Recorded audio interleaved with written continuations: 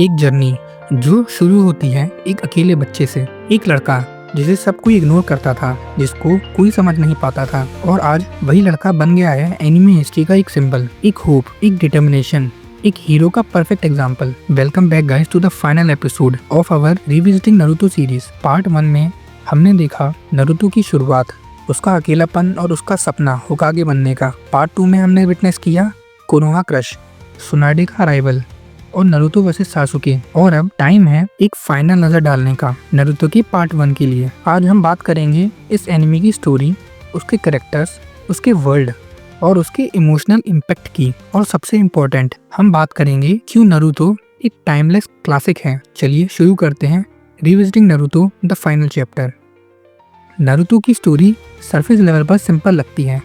एक बच्चा जो सबसे स्ट्रॉन्ग बनना चाहता है ताकि लोग उसे रिकॉग्नाइज करें, उसे इज्जत दें। लेकिन अगर आप थोड़ा और गहराई में जाओ तो ये सिर्फ एक पावर फैंटेसी नहीं है, ये एक कमिंग ऑफ एज जर्नी है। नारुतो उज़ुमाकी सिर्फ एक निंजा नहीं है, वो एक ऐसे इंसान की कहानी है जिसने दुनिया ठुकरा दिया, लेकिन उसने दुनिया से बदला नहीं लिया।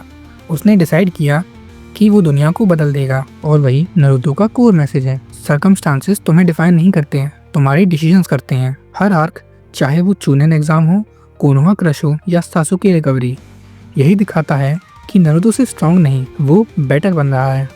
और ये ग्रोथ स्लो है लेकिन नेचुरल है और रिलेट करने लायक है, इसलिए ये एनीमे आज भी रेलेवेंट है। अब बात करते हैं नारुतो की सबसे स्ट्रॉन्ग एस्पेक्ट की, उसके कैरेक्टर्स।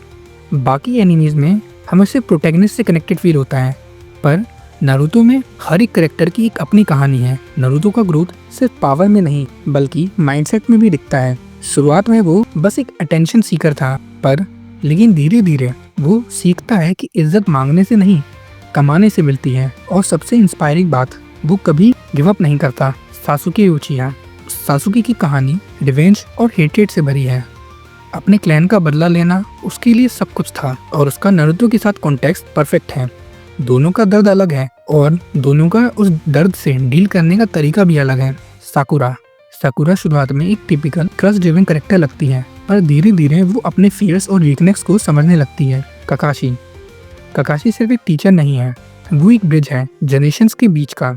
उसने दर्द देखा है, लॉस झेला है, और इसीलिए वो नारुतो, सासुके और साकुरा सिर्फ निंजा नहीं बनाता, वो उनकी कैरेक्टर्स की नींव रखता है। और विलन्स ओरोचिमारू, गारा, इताची सब सिर्फ इविल नहीं है, सबके पास एक बैक स्टोरी है, एक मोटिवेशन है जिससे वो रियल लगते हैं। नारुतो का वर्ल्ड एक और चीज़ है जो इस एनिमे को अलग बनाता है। ये सिर्फ एक निंजा विलेज नहीं, ये एक पॉलिटिकल इकोसिस्टम भी है। हर कंट्री, हर विलेज अपने इंटरेस्ट के लिए लड़ता है। हिडन लीफ विलेज पीस का सिंबल है, पर अंदर से फिल्ड है विद सीक्रेट्स एंड पॉलिटिक्स।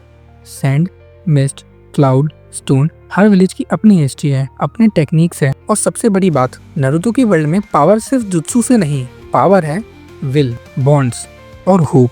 जिंचुरी की, केकी गैंगाई, दो जुत्सु, हर एक कॉन्सेप्ट केयरफुली इंट्रोड्यूस किया गया है ताकि वर्ल्ड और बड़ा और फैसिनेटिंग लगे। और यही एक रीजन है कि जब भी कोई फाइट होती है तो वो सिर्फ पंचेस का एक्सचेंजेस नहीं बल्कि आइडियोलॉजीज का क्लैश होता है।